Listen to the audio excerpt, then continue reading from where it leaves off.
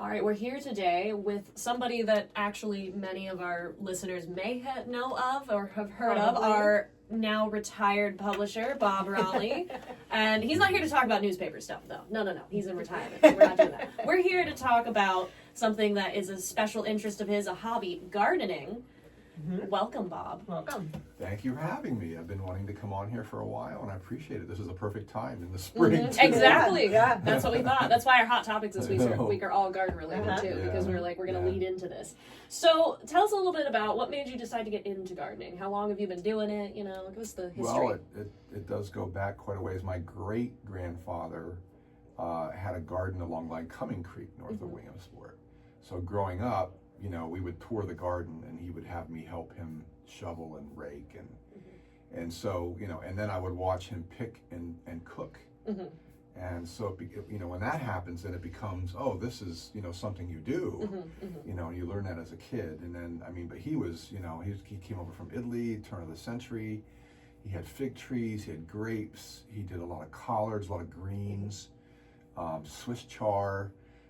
Things that you would saute, because I'd sit at the kitchen table at the cabin, and I'd watch my grandmother do it, his daughter, and so it just became a normal thing, and they even made their own pasta.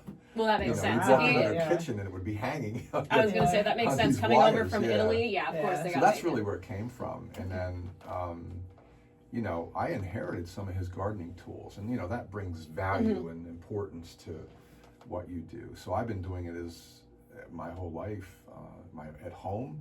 Even during college, I would plant tomatoes and cucumbers, and so I don't want to say I've graduated, because you never really graduate from, you just keep expanding, finding ways to make things easier. Sure.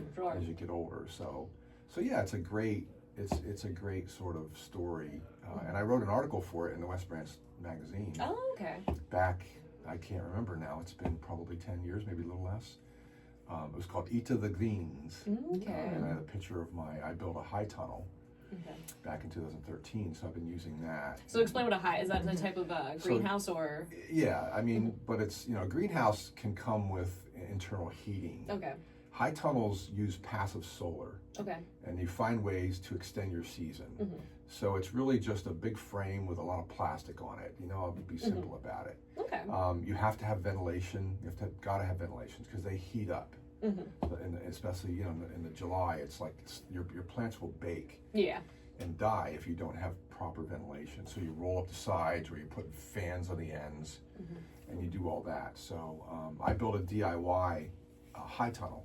Oh. 36 by 16 with one big long bed on the one side, and then raised beds on the other, and cucumbers and tomatoes. That's just what those are my That's your specialty? Yeah. Okay. I was going to ask, what else is it just cucumbers, tomatoes, or do you try and experiment with some other things? Well, I do all kinds of stuff, but in the greenhouse, greenhouses, because of the temperature being higher, you can't do, like, lettuces don't do well, because they're like cooler. So peppers, cherry tomatoes, larger tomatoes, different varieties, and cucumbers. And I do a cucumber it's a soyu. I get it at a local greenhouse, and it's real long. It's got kind of a little bit of a rough texture to it, but it bows a little bit. But I'm talking, I've grown them this long. Oh, okay. And they don't get fat.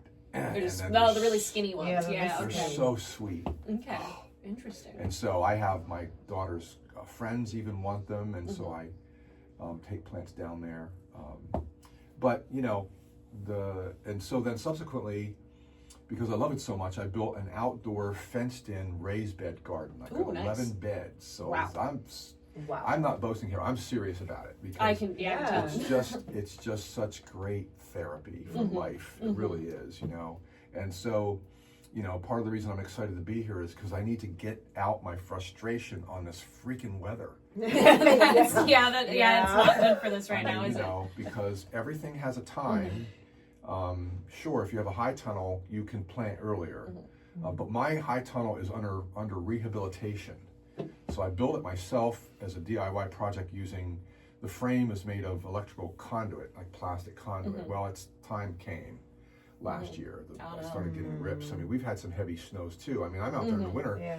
brushing snow off of it, really the heavy stuff, because it can collapse. Well, it did bow a little bit because, again, we're talking plastic. Yeah. So about a year ago, I bought a kit. It's a Quonset. You've heard of Gothic and Quonset.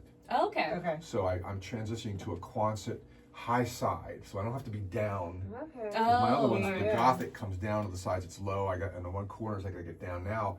It's going to be 7 feet on the side, so I can stand up and do anything. That'd be nice. You could probably have like Right. raised beds if I you only wanted in have there to too. change the footprint slightly. Mm-hmm. So I'm undertaking that, but of course I have to demo the frame first, and then sink the post. But so I have the high tunnel, I have the outdoor beds, and I do all raised beds. And so currently I have scallions. I don't do onions. I do scallions. I don't let them get too big. I have Swiss chard. I have spinach. I have 3 different lettuces. They're basically a leaf lettuce. I don't do head lettuce until the fall. Okay. And what I do is I have a tablet, and so I plot my garden out on my tablet, and I write down what I plant and when I plant it. And I also write down the maturity. And you really, if you're serious about it, or even if you're not, and you want to get the most yield you can, that's what you do. You should do that. Sure. Yeah, that makes sense. Right. And so, I planted so we talk about the leaf lettuce, the Swiss chard, the spinach. Those are cold weather plants. So I planted them at the end of March outside, like I said, because my high tunnel is under construction, but and they survived. Now I did cover them initially. I had to, when we had frost, you have to cover them, and they all survived. Everything survived. Nice. And now this week, the last 3 weeks 2 weeks tomatoes and cucumbers are warm weather. They don't like cold, so you typically wait till around Memorial Day or just prior to plant them. Well, here we are. What is it, the 15th or whatever? Yep. And if it's not raining, it's cold. Now, granted, the sun's out at times. Yeah. But not that much lately. Not enough. No. So Not this week. what I do to mitigate that is, I get gallon jugs. Well, I found these 2-gallon jugs on Amazon. I fill them with water. So I put it on my raised beds. I plant tomato, and I put a jug, and then I plant a tomato, and I put a jug. And the reason is because water is the best of retaining and then releasing heat. Oh. So That makes sense. In the sun, the water heats up, and then as the sun goes down, the water releases its heat. So it's right next to the plants, and it has worked magic. Yeah, It works I've never magic. considered something like I that. would- That's yeah, I so. would- Yeah, that's what I have that in my article too. Okay. That's what you do. You find ways to harness heat when you're planting outside early, and then even in the greenhouse when you're extending. So in the fall, I do the same thing in not the greenhouse, the high tunnel. The sun's not as high in the sky. The sun's doesn't create as much passive solar. Right. So you've got to find ways to heat inside the high tunnel to extend your season. So I don't want to get ahead of myself, but so let's go back to March. So I planted all that stuff. It's coming up. I planted now just the past 2 weeks. I got my cucumbers, and so I get them. I keep them in a solarium room that I have, but they want to be outside, right? They'll only last for a certain amount of time inside, even though you think they're getting sun. Well, the glass filters the sun. So I put them out during the day. I work to get them hardy, so that they're used to the cooler weather and even the wind blowing them around a little bit. And you work your way from inside to outside to in the garden. And so I just decided that, because they were starting to wilt a little bit, I said, I got to get them out there. Sure. So the last 2 weeks I did all my tomatoes, and I'll talk about specifics in regard to tomatoes. So there's a variety called mortgage lifter. It's weird, I don't know. Some guy did a hybrid with tomatoes, and he came up with this hybrid called mortgage lifter. And I'm not going to say where I get everything, because we have so many wonderful different greenhouses. Sure, here. absolutely, yeah, I agree. But we have wonderful different greenhouses here, and I'm talking, what I would suggest to people is go to the different greenhouses. Don't just go to one. Go to the different ones, because you'll find different varieties of plants. Sure, yeah. And that's what I do. I actually have 4. I buy from 4 different greenhouses here, and I know what I can get at each one. And then in addition to that, I know how long I can get it because I'm telling you, there's a rush here. And it's usually right before Mother's Day. Everybody's buying. Yeah, I and then it's believe right that. after Mother's Day because it's right before Memorial Day. Yep. Sure. And so, you know, so yeah, we are blessed with great greenhouses here. They've expanded. They've not just expanded physically, their greenhouses, they've expanded the varieties that they're selling, both in terms of vegetables and flowers. Sam, more experience with the flowers at greenhouses than the vegetables, personally. So Mortgage Lifter, it's got a real nice tartness to it. Okay. And you probably have heard of like beefsteak or Yeah. beef. Yeah. So that's the other one I do because it's a beautiful, massive slicing for sandwiches. Yes. Yeah, I agree. But the Mortgage Lifters has this tartness that I just can't match it anywhere. Now, Interesting. I also do Better Boy and Big Girl and Big Boy. I've tried some of the, what do they call them? They're different colored. They're not a heritage, but I forget what the word is. Heirloom. Heirloom. So I Look at tried that. some of See, you know those, these and things. there's some good heirlooms, but they don't match. There's a Brandywine. There's a purple. I just, you know, I found something I like, Sure. Yeah. and I stick with it. Now I've done some of the heirloom, and they don't. To me, they, you know, the ones that I've tried, and I don't want. I'm not downing them. I'm just saying that they don't meet my taste expectations. Sure. How many varieties of tomatoes do you have right now? Just out of curiosity, like just a number. Four. So Four. I do a if I go blank. Of course I do Mortgage Lifter. Yeah. Of course I do the Beefmaster or Meister, whatever it is, because you know I have to do those. I've done German in the past. I haven't done that, but there's what's the famous seed company? It's a great question. I should have brought all my notes, but it'll come back to me. I have that, and then I do. So in other words, I'll look at it this way: I do an early tomato. You do an early tomato because I can potentially get a tomato in July, early July. Not this year because it's just not working. The weather is not. And I don't have my my high tunnel. You know, because then there's the reason I have enclosed beds, whether it's in the high, is because of deer. Oh yeah, that does. Where I'm at, where we live here. Oh yeah, they'll pick that stuff clean. Yeah. Absolutely. Yeah, it's so for the and I'll get to it. It's a Jetstar, it's Okay. early tomato, Beefmeister and Mortgage Lifter, and then I'll come up with this other one. And the other thing too that when you do this for a while, it's like the Beefmeisters are the biggest, and then comes the Mortgage Lifter, you know, and then come the other two. They don't get as robust. Now I've done. There's a German tomato out there. There's a German variety at the local greenhouses that's just, you know, but it's almost too big because think about it too. The bigger they get, the easier they split. Yeah, I was gonna say. Yeah, at that point, that would be a problem. So what do you use that for? Yeah, you have to cut too it big down for a sandwich. Yeah, Yeah. It's kind of that big. You'd almost have to like cut it down and put it in a salad or something almost. So that's a good thing to talk about because you know, you're saying, oh, I'm gonna get my garden started, and for the people that start like me, it's like, oh, I have to plant this, and I have to plant this, and plant. No. What you learn over time is you don't need to plant all these different things. You just need to plant what works for you first of all, because and what you eat. Yes. Yeah. Right. So in terms of there's annual, perennial. So in terms of perennials, like we have rhubarb. We have a massive rhubarb plant. My wife will take the stems and grind them and make muffins and cake out of rhubarb. That's a different, you know, because it's tart. It's very tart. So we're doing that now. We're in the midst of the rhubarb season. So she made all these muffins, and that's the other thing that I've learned, because you know my wife's a cook. She cooks. I call her a magician in the kitchen. Kind of sad you didn't bring these rhubarb. That's what I was thinking. Well, would you guys do that? I'll bring you some. Absolutely. Oh, absolutely. All right, because I need to thin it down because it's expanding and We would overcrowding absolutely take the bed muffins. next to it. And then they came from her dad's garden. Oh, So when nice. he passed, also we have shallots that came from her grandmother's garden. So we've taken them and we've put them in our garden. So now we can say, oh, these are like, you know, fourth generation, third generation. That is very cool. I just find stories like that really neat. Yeah, it's great. Yeah, I'll come up with this later. So that's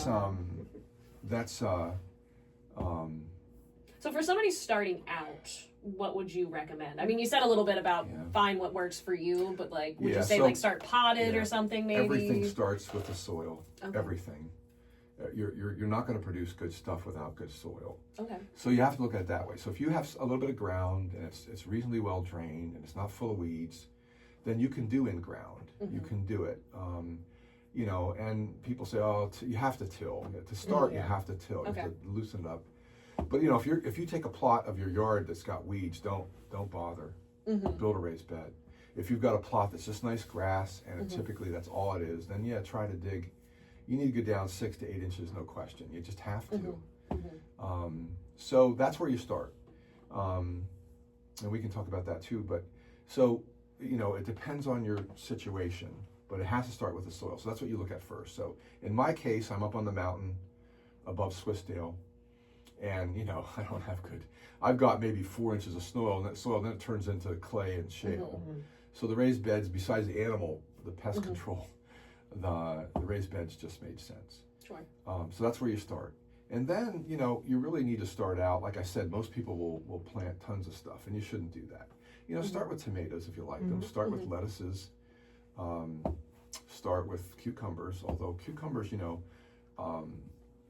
can, along with tomatoes, you have to trellis them. You have to trellis them unless you're buying a bush variety, a bush cucumber and a bush tomato. But trellising is where you get your size, and to me, you get your quality, size and quality. So that's where you start with the soil.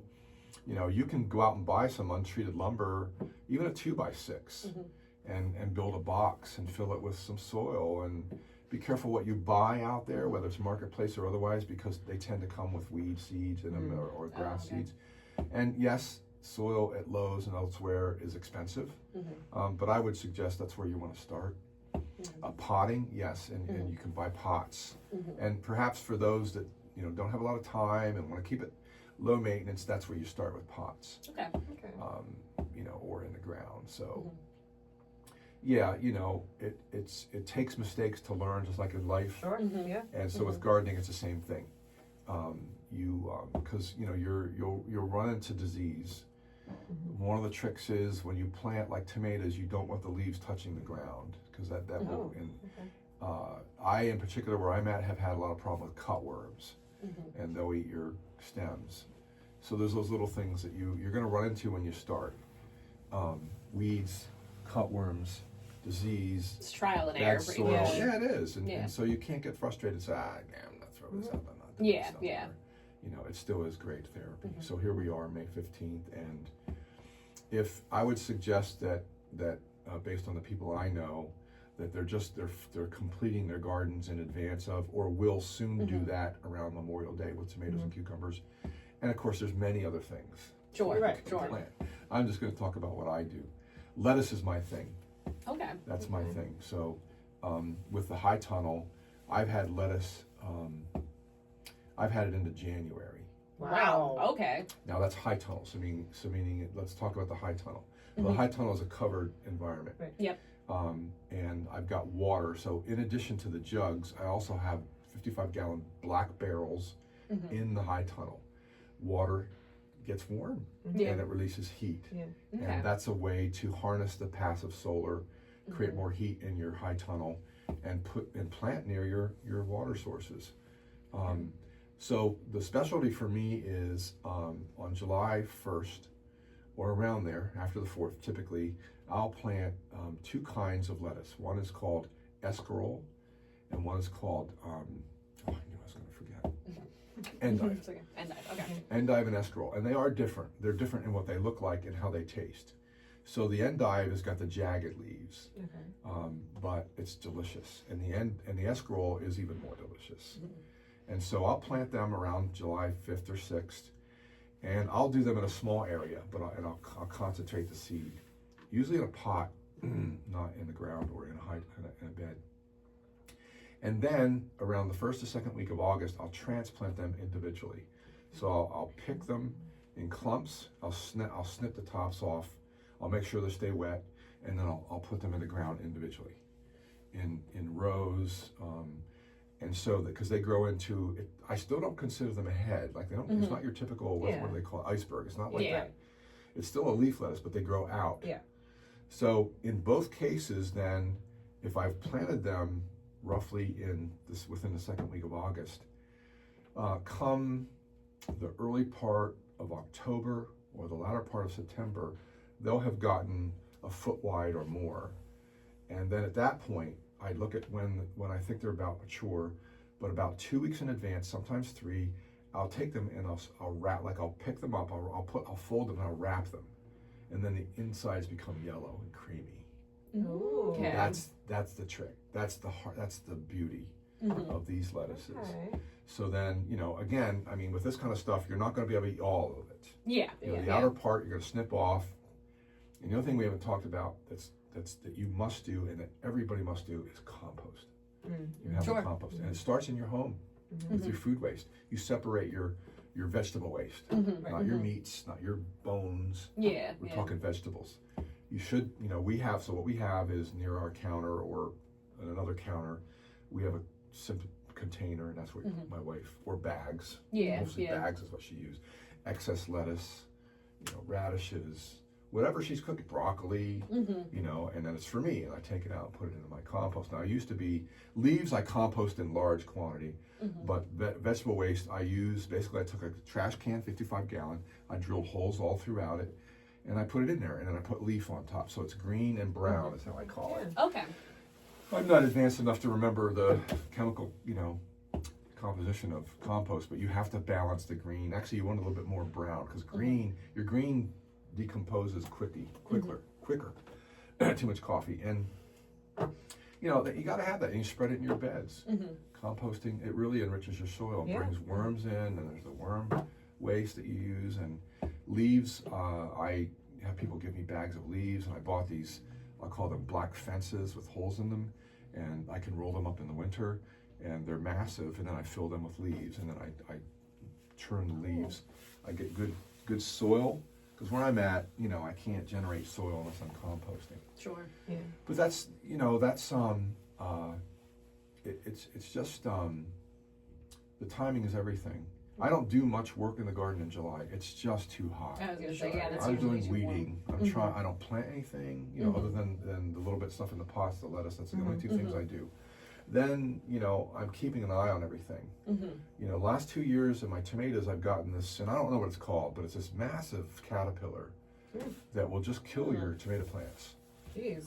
And so, but I've caught him. If you don't catch him in time, he'll kill your plants quickly. I'm sure. He munches on, and I'm talking, they get big. They're ugly as heck. But I've seen these know. tomatoes I'm before. like, I'm like, what kind I of? forget the people that might be watching who are into that. Anyway, it's weeding, trimming, pruning your tomato plants. So when I plant, I always clip off the bottom 2 branches, and I plant deep, because the whole part of your stem will branch out into roots. And then as they grow, the thing I learned about tomatoes is you need to be pruning the branches off. And you've got to do it in a moderate way. That's the way I would, not aggressive, moderate, because the air and the sun need to get into the plant.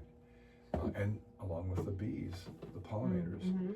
This year, for the second time, I did it a few years ago, I planted marigolds all around my tomatoes to attract pollinators. Oh, smart. I never yeah. thought of that. And my cucumbers, to bring bees in so they pollinate, because that's everything. Sure. And you do that, especially in a high tunnel, where you have to have open access for the pollinators into your high tunnel. So you can't, if you're going to roll your sides up, you can't put screens up. I mean, some people might. Yeah. They have to. You guys have an access somewhere. They have to get point, in. Yeah. They got to get in and pollinate. And I'm not going to go around with a Q-tip. Yeah, no, that sounds and do way that. too much. Yeah, absolutely. Not when you have pollinators that can just do it for you. That's the whole thing. So it makes sense. Yeah. So my daughter has had a couple of babies the last 2 years. So what we did prior to that is her and her mother and I, mainly them, would can, and we would can tomatoes and beans. And I don't grow beans because the beans and like snap peas, very intensive, very they all come at once, and then they come a lot. And I just found that I couldn't keep up, or my timing was off. Again, I go back to the farm markets, from the greenhouses to the the greenhouses typically are farm markets or turn into farm markets. Sure. And you can get. We're blessed here. You guys know that. Yeah. Yes, we And absolutely I do. would suggest with the Amish community, I have to mention them. They are experts at growing and harvesting, and Yeah. they're experts. They are, absolutely. And the beauty of that is not only the wonderful prices that we get, is you can advance order. Yeah. If you go there and talk to them about when your tomato's going to come in, okay, take my order, a bushel, a couple bushels. Same with the beans. And my daughter, you know, is an expert at canning. Her grandfather taught her, and before he had passed, he bought her this massive pressure cooker. Very cool. So with her canning, my wife cooking, and we need to try to get back to that. Of course, when you have babies, it's a It is a little bit tougher. Megan gets it. So, you know, that's the other thing too, is that, you know, over time you mature as a gardener, because, you know, it's fun growing, but boy, you want to eat it too, right? Absolutely. And you don't want to waste it. Right. The other things that I'll have grown would be, and I haven't this year, I'm not sure I'm gonna, are Brussels sprouts. Oh, okay. And there have been years where I've grown, you know, 4 Brussels sprout plants, and I might have picked one and we used them, and the rest I slice it up and put it in my compost. Cabbage has been difficult for me, perhaps because maybe they're so susceptible to caterpillars that just eat the crap out of them. And I'm not into putting stuff on my plants. Like pesticides. I'm not into it. We're not into that. Right. Makes sense. Yeah, and you almost have to now. I can come up with holistic type. Alternatives. Yeah. I think that would be the term you'd use. Natural, to something spray. like Cabbages, it's like that tomato caterpillar, you know, so I'd rather just, you know, kill them than spray them. You know, I'd rather kill them. That can become very tedious if you're talking about the caterpillars going after. At least those your ones cabbage. are really large, though, that apparently the one that you're talking about you can see, I would assume. Right. So, you know, all I do, another trick when we talk about tomatoes and cucumbers is trellis. So I put, if you can imagine it's basically a 3-foot by 8 or 9 foot bed. and so I put 2 by 4s, one on each end, and then I put a 2 by 4 across, and I'll use like a metal angle, and I'll screw them in, and I don't lay the 2 by 4 down. I put it upright, the top piece, because it's more rigid. Okay. And I put little eyelets, and I bring down string, and then I go on to it's greenhouse websites, and I can buy these little plastic clips where they grab onto the string and they go around and clip around the stem. Oh, nice. And as they grow up, I clip, and prune. And so I can have tomatoes nice sized at the very top, because they're supported. Yeah. Never considered that kind of method before, so that's a new one for me. Not that I garden personally. Cherry. I mean, you know, we talked about what would the person just starting. One of the plants that I would do is cherry tomatoes. Yeah. Yellow or red, because they're very prolific. And they can be hardy. I guess it's called sun sugar, or other kinds that I just planted. So I only do 2 of them because they produce so much. Sure. Yeah. And the other thing I do is I do some stuff from seed. Of course, all my lettuce from seed. Onions, Swiss chard, spinach. But when it comes to tomatoes and cucumbers, I buy them here, and I overbuy because, you know, you'll know within the first 2 to 3 weeks if your stuff's going to survive. Sure. And then you pull it out and transplant it. I was gonna say Ariana did that too. She grows from seed, I know, and she actually had to give me some plants to try to sell at a yard sale at my house because she had so many, because she overplanted and thinking some were gonna die out, and they did not. So she had a bunch that she did not need. So I'm familiar with that process at least. Yeah, we do parsley.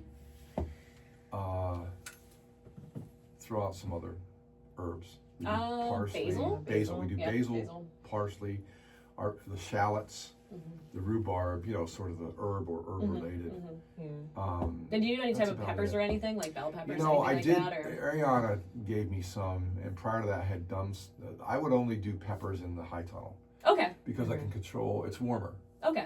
And I've had great success. Nice. Okay. Now, not hot. I don't do hot peppers. Sure. I do the big bell. And you know, my wife likes the orange and the yellow and the red, not the green. I like the green. I feel like the color, the colored ones, like the red and orange ones, I feel like they're sweeter. They are. Yeah, that's what I thought. I like both the green and the ones that are different colors, but that's how she looks at it, sweeter. Yeah. She says the green are a little bitter, but if you cook anything you cook down, you can take away stuff. That is true. That is true. Kind of taste, really. That is true. So yeah, that's you know, I would love to do beans again, string beans, but I'm only going to do them if we but then I can buy them in the bushel. Yes, Yeah. that is For my true. greenhouses. Yeah. Yeah.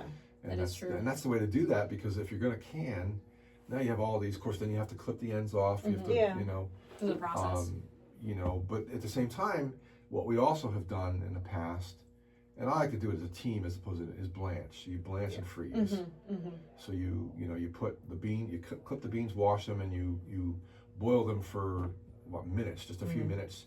Then you put them in bags and you freeze them. And My family's done similar we stuff do before. that. Yeah. Yeah, but you know, you talk about your parents and grandparents. I mean, so my great grandfather, like I mentioned, he taught me not only about the value of gardening, but then the value of how to eat it, how good it was. You know, imagine little kids sitting at a table and we're eating collards or Swiss chard, sautéed.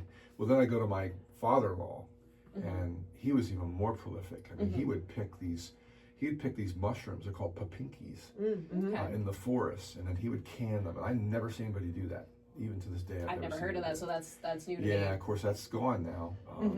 He even would make carrot juice. Oh, and wow. can it and Okay. do it that way. He did Interesting. beans and tomatoes. I mean, we have a cold cellar, so he had a cold cellar, and that's, you know, if you have a cold cellar. Yeah. You know, now what we do, for example, also, I'm thinking what my wife does is we go to the orchards over in the Nippenose Valley, and we buy our apples in progression. So we'll start with, you know, the Granny Smiths, the Macintosh, and I'm going to miss her more favorite.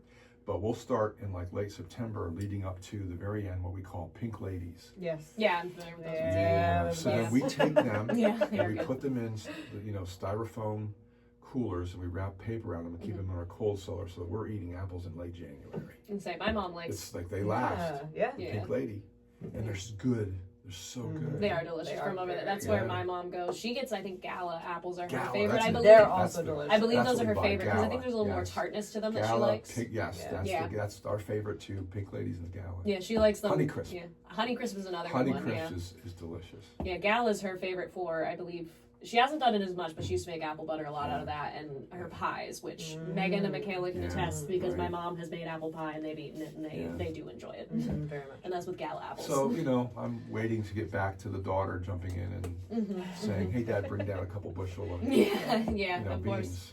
Of course, yeah. And once your grandkids get old enough, then you get to teach them that stuff. So that's the cycle will continue after that, which is exciting. That's what it's all about. Yeah, That's absolutely. right. So I built them some raised beds. So now Very when we nice. go back, when we go down, I'll bringing them their cucumbers. Now they could plant sooner than us; they're in a different zone. Yeah. Yeah. But you know, in hindsight, I should have drove their stuff down like last week and planted it or 2 weeks ago. Hindsight's But now 2020. they're getting rain like we are. Yeah. Sure. And you know, you gotta have well drained soil. So the raised beds provide that. You know, the other thing, just to touch on as much as we can. So with the raised beds, you know, I have some really high raised beds. I have like a couple that are 21, 22 inch high. So I figured, oh God, I gotta get a lot of soil to fill them.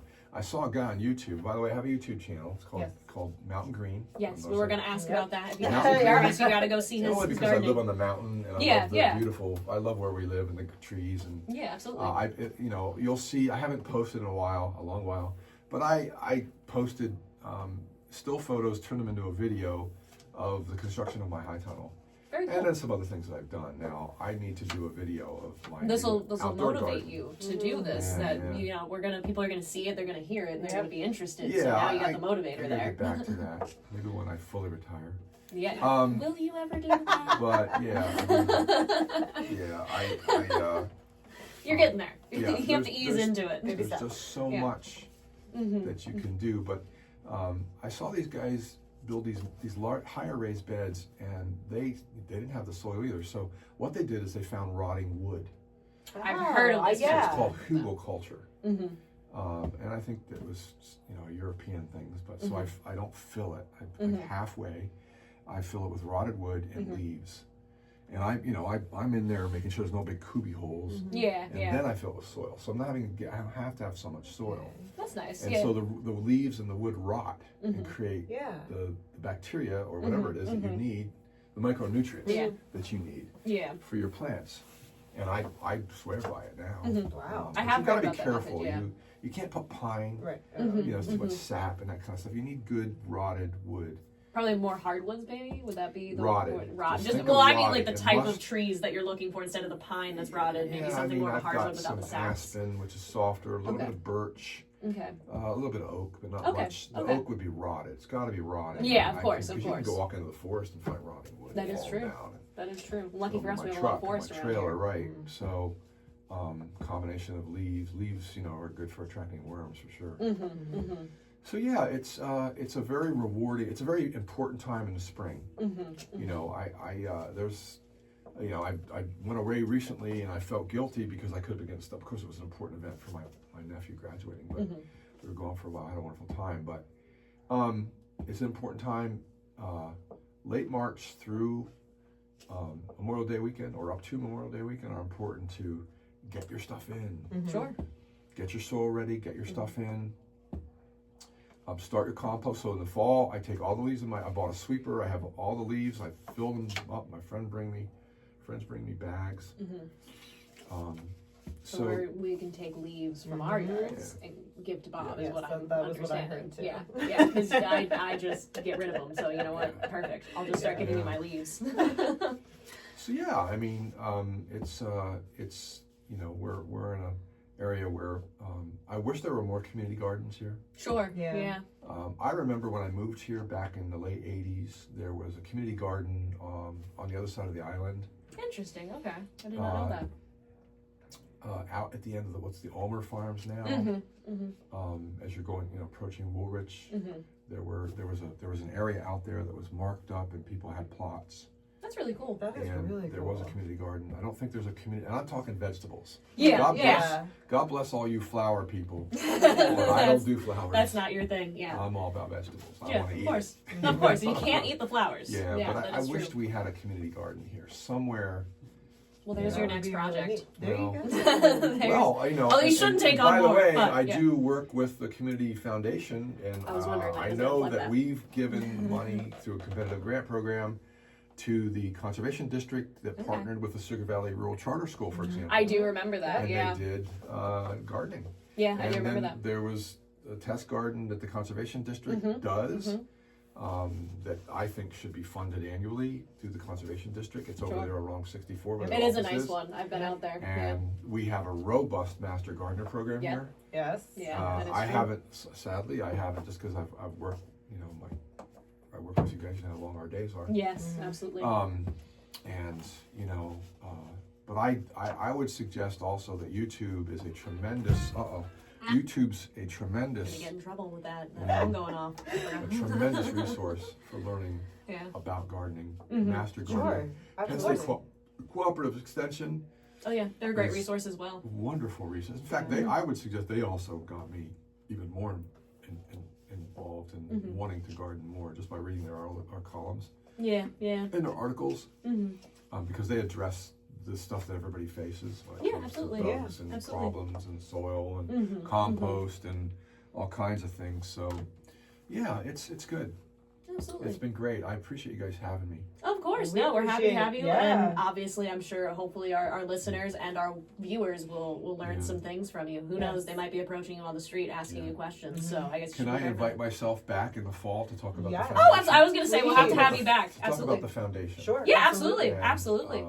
It's the foundation is an important growing Mm-hmm. asset for our community. Yeah, absolutely. We And, absolutely plan to have you some back for it. exciting things that it does and it's going to be doing.